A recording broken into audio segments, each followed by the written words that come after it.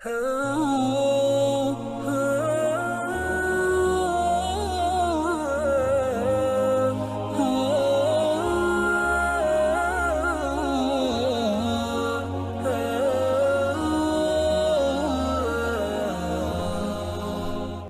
پارہ ہے سورہ آل عمران، آیت نمبر 54 سے آگے پڑھیں گے۔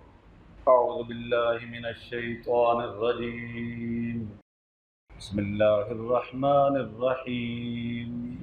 اذ قال اللہ یا عیسیٰ انی متوفیک ورافعک الی ومطہرک من الذین کفروا وجاعل الذین اتبعوک فوق الذین کفروا الی یوم القیامہ ثم الی مرجعکم فاحکم بینکم فیما کنتم فیہ تختلفون۔ فأما الذین کفروا فأعذبهم عذابا شدیدا فی الدنیا والآخرہ وما لهم من ناصرین۔ وأما الذين آمنوا وعملوا الصالحات فيوفيهم أجورهم والله لا يحب الظالمين۔ ذلك نتلوه عليك من الآيات والذكر الحكيم۔ اذ قال اللہ یا عیسیٰ، جب کہا اللہ تعالیٰ نے اے عیسیٰ، انی متوفیک، میں تجھے لے لوں گا، ورافعک، اور اٹھا لوں گا، الیہ، اپنی طرف، ومطہرک، اور پاک کر دوں گا، من الذین کفروا، تجھ کو کافروں سے، وجاعل الذین اتبعوک، اور بناؤں گا، رکھوں گا ان لوگوں کو جنہوں نے تیری اتباع کی، فوق الذین کفروا، غالب ان لوگوں کے جنہوں نے کفر کیا، الی یوم القیامہ، قیامت کا دن تک، ثم الی مرجعکم، پھر میری ہی طرف تم کو لوٹنا ہے، فاحکم بینکم، تو میں فیصلہ کروں گا تمہارے درمیان، فیما کنتم فیہ تختلفون، جس میں تم جھگڑتے تھے۔ فاما الذین کفروا، تو جن لوگوں نے کفر کیا، فاعذبهم عذابا شدیدا، تو میں ان کو عذاب دوں گا، سخت عذاب، فی الدنیا والآخرہ، دنیا میں اور آخرت میں، وما لهم من ناصرین، اور ان کا کوئی مددگار نہیں ہوگا۔ فاما الذین آمنوا، اور جو لوگ ایمان لائے، وعملوا الصالحات، اور نیک عمل کیے، فیوفیہم اجورہم، تو میں ان کو پورا پورا ان کا حق دوں گا، واللہ لا یحب الظالمین، اور اللہ تعالیٰ پسند نہیں کرتا نا انصافی کرنے والوں کو، ظلم کرنے والوں کو۔ ذالک نتلوہ علیک من الآیات، یہ ہم پڑھ کر سناتے ہیں آپ کو آیتیں، والذکر الحکیم، اور یہ ذکر ہے پکا مستحکم۔ ان آیات کے اندر سیدنا عیسیٰ علیہ السلام کے پیدائش اور حالات کے بارے میں بہت ہی اہم باتیں بیان ہو رہی ہیں۔ ہم مسلمانوں کا عقیدہ اور ایمان ہے کہ سیدنا عیسیٰ علیہ السلام کو اللہ تعالیٰ نے بغیر باپ کے سیدہ مریم سے پیدا کیا۔ یہ اللہ پاک کی ایک قدرت تھی، اور جس طرح ان کا باپ نہیں تھا، اسی طرح عیسیٰ علیہ السلام کی کوئی بہن یا بھائی بھی نہیں تھا۔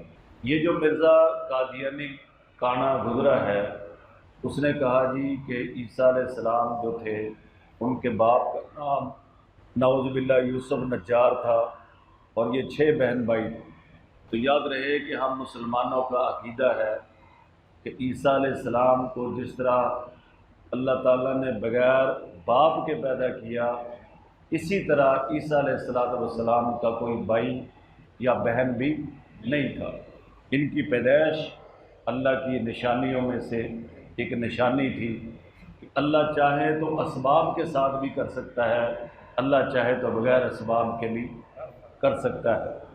تو فرمایا کہ میں تجھے پورا لے لوں گا، یعنی میں تجھے پورا روح اور جسم دونوں کو لے لوں گا، ورافعک الیہ، اور میں اپنی طرف تجھے اٹھا لوں گا، ومطہرک من الذین کفروا، اور پاک کر دوں گا ان لوگوں سے جنہوں نے کفر کیا، یعنی کافر جو تمہارے بارے میں برے منصوبے بناتے ہیں ان کا تمہارے اوپر بس نہیں چلے گا، وہ تمہیں نقصان نہیں پہنچا سکیں گے۔ وجائل الذین اتبعوک، اور میں بناؤں گا تیری اتباع کرنے والوں کو فوق الذین کفروا، اوپر ان لوگوں کے جنہوں نے کفر کیا۔ یاد رکھیں کہ سیدنا عیسیٰ علیہ السلام کے جو حقیقی ماننے والے ہیں وہ مسلمان ہیں، جو حقیقی طور پر عیسیٰ علیہ السلام کی اتباع کرنے والے ہیں۔ اس لیے یاد رکھیں جب حضرت جعفر طیار نے نجاشی کے دربار میں تقریر کی اور عیسیٰ علیہ السلام کے سوال پر جو انہوں نے پوچھا نجاشی نے کہ عیسیٰ کے بارے میں تمہارا کیا نظریہ ہے، تو حضرت جعفر طیار رضی اللہ تعالیٰ عنہ نے جو عقیدہ اور نظریہ بیان کیا تو اس نے کہا کہ عیسیٰ علیہ السلام اس سے نہ ایک تنکا زیادہ تھے نہ کم تھے۔ مسلمانوں ہی کا نظریہ عیسیٰ علیہ السلام کے بارے میں حقیقی عقیدہ اور نظریہ ہے۔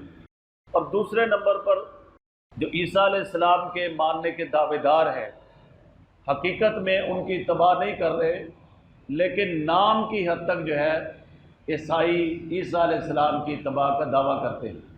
تو اس وقت جن لوگوں نے عیسیٰ علیہ السلام کے خلاف سازش کی وہ یہودی تھے، اور آج تک اور قیامت تک ایسے ہی ہوگا کہ یہودی مغلوب ہی رہیں گے۔ عیسائیوں کی بڑی بڑی حکومتیں شروع سے ہیں، اب تک بھی ہیں۔ یاد رکھیں امریکن بھی عیسائی ہیں، یورپین بھی عیسائی ہیں، اور یہ جو روس ہے یہ بگڑا ہوا عیسائی ہے۔ اصلاً روسی جو ہے نا یہ عیسائی ہیں۔ اب میں آپ کو کیا بتاؤں، روس کا جو بادشاہ تھا اس نے ان کو پنڈتوں کو بلایا، یہ جو عیسائیوں کے راہب ہوتے ہیں پادری ہوتے ہیں، کہ میرے گھر میں جو ہے نا عیسائیت کی تبلیغ کیا کرو ہماری عورتوں میں بچوں میں، تاکہ وہ بھی پکے عیسائی ہو جائیں۔ تو انہوں نے تبلیغ کرنے کی بجائے وہاں پہ کیا کر دیا، گند پھیلا دیا۔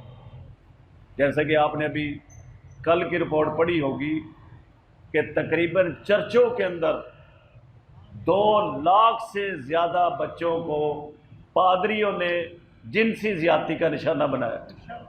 کل کی BBC کی رپورٹ ہے، 2 لاکھ سے زیادہ بچوں کو جنسی زیادتی کا نشانہ بنایا گیا۔ اور جو راہبہ ہوتی ہیں وہ تو پادریوں کے رحم و کرم پہ ہوتی ہے، ان کے بارے میں کیا کہہ سکتے۔ تو بہرحال جب اس کے وقت میں یہ ہوا روسی بادشاہ کے دور میں، تو اس نے پھر اعلانیہ طور پر کہہ دیا کہ اس ملک میں اب کسی مذہب کی کوئی گنجائش نہیں۔ اس نے پھر نہ عیسائیوں کو چھوڑا نہ مسلمانوں کو چھوڑا، 70 سال تک پھر وہاں پہ کمیونزم رہا، کمیونسٹ رہا۔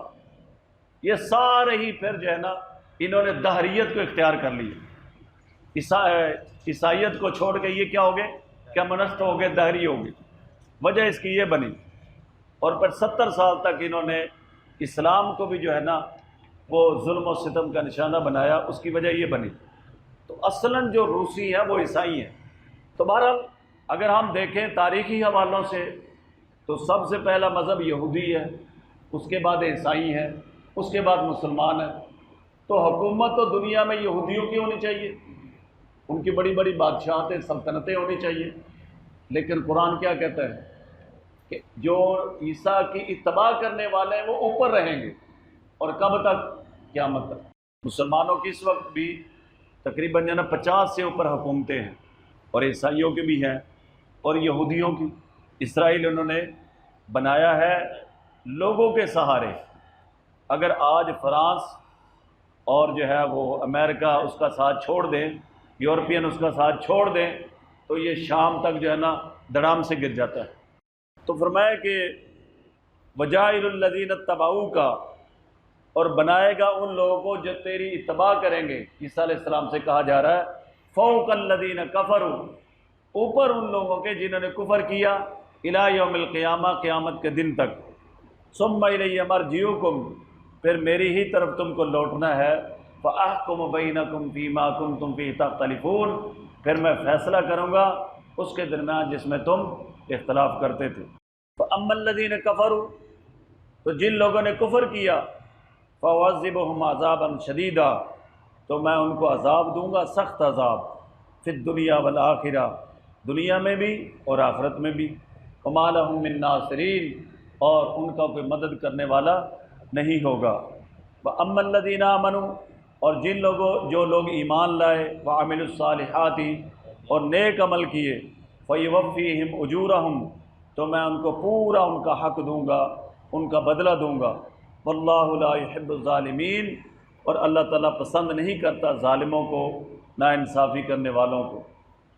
عیسیٰ علیہ السلام کے بارے میں عقیدہ جو ہے ہمارا یہ ہے کہ وَمَا قَتَلُوهُ وَمَا صَلَبُوهُ وَلَٰكِنْ شُبِّهَ لَهُمْ، نہ تو عیسیٰ علیہ السلام قتل کیے گئے، نہ سولی پہ لٹکائے گئے، لیکن وَلَٰكِنْ شُبِّهَ لَهُمْ، لیکن اللہ تعالیٰ نے ان کی مشابہت ڈال دی۔ کن کے اوپر؟ انہی لوگوں میں سے جو ان کو تلاش کرتے پھر رہے تھے، انہوں نے جس پہ مشابہت ڈالی تھی اس کو پکڑ کے انہوں نے پھانسی چڑھا دی۔ پھر سوچنے لگے کہ اگر عیسیٰ علیہ السلام کو پھانسی چڑھایا ہے تو ہمارا بندہ کدھر ہے جس کو ہم نے مکان کے اندر بھیجا تھا؟ اور اگر ہمارا بندہ پھانسی چڑھ گیا ہے تو عیسیٰ علیہ السلام کہاں ہے؟ یہ شروع سے ان میں اختلاف آ رہا ہے۔ ایک کتاب ہے عربی کی نا، اس میں بڑے عجیب سے واقعات لکھے۔ ایک آدمی ہر وقت نا ہار پہن کے پھرتا تھا، گلے میں ہار ڈال لیتا تھا، پھرتا رہتا تھا۔ ایک آدمی نے اس سے مذاق کیا اور اس کا ہار نکال کے خود پہن لیا۔ تو یہ کہتا ہے جو دیوانہ تھا، کہتا میں تو ہو گیا لیکن تو کدھر گیا؟ میں تو ہو گیا، میرے ہار تیرے گلے میں آ گئے تو بن گیا، لیکن تو کدھر گیا؟ تو وہ کہنے لگے کہ اگر ہمارا بندہ پھانسی چڑھ گیا ہے تو عیسیٰ علیہ السلام کہاں ہے؟ اور اگر عیسیٰ علیہ السلام سولی پہ چڑھا دیا ہم نے تو پھر جو ہے نا ہمارا بندہ کہاں؟ ولیکن شبیہ لہم، اللہ تعالیٰ نے ان کے اوپر کیا ڈال دی؟ مشابہت ڈال دی۔ فرمایا کہ ذالک نتلوہ، یہ ہم پڑھ کر سناتے ہیں آپ پر، من الآیاتی، آیتیں، والذکر الحکیم، اور یہ ذکر ہے پکا، مستحکم، یعنی اللہ کی باتوں میں کوئی شک و شبہ کی بھی گنجائش نہیں ہے۔